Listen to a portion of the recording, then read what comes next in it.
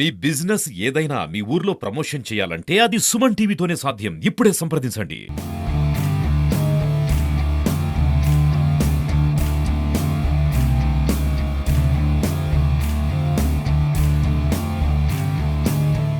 వైజాగ్ కుర్రాడు నితీష్ కుమార్ రెడ్డి సెంచరీ కొట్టడం, అది కూడా ఆస్ట్రేలియా అనేసరికి కొద్దిగా గట్టి ప్రత్యర్థి అని చెప్తుంటారు. సో ఏ విధంగా ఉంది?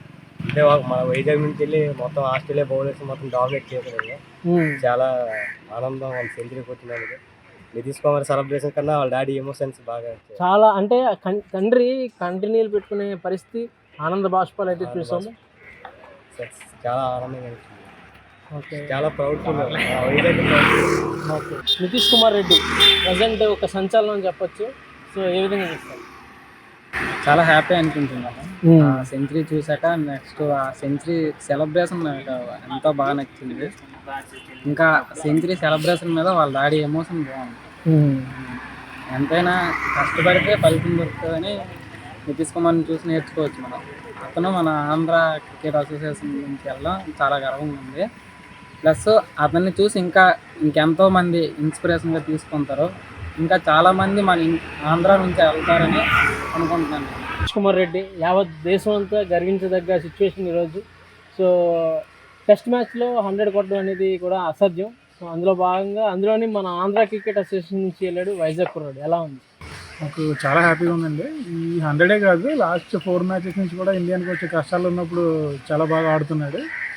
సెంచరీ చేయడం కూడా చాలా చాలా ఆనందం. అందులోని వైజాగ్ కుర్రాడు ఎలా చేశాడంటే ఇంకా ఆనందంగా ఉంది. నితీష్ కుమార్ రెడ్డి నాకు ఇక్కడ వైజాగ్ అసోసియేషన్లో కూడా తెలుసు, క్రికెట్ అసోసియేషన్లో. ఓకే, చాలా చాలా హ్యాపీగా ఉంది. All the best for next future sir. Present సంచలనం యావత్ భారతదేశం మొత్తం నితీష్ కుమార్ రెడ్డి అనే పేరునైతే పలుకుతుంది.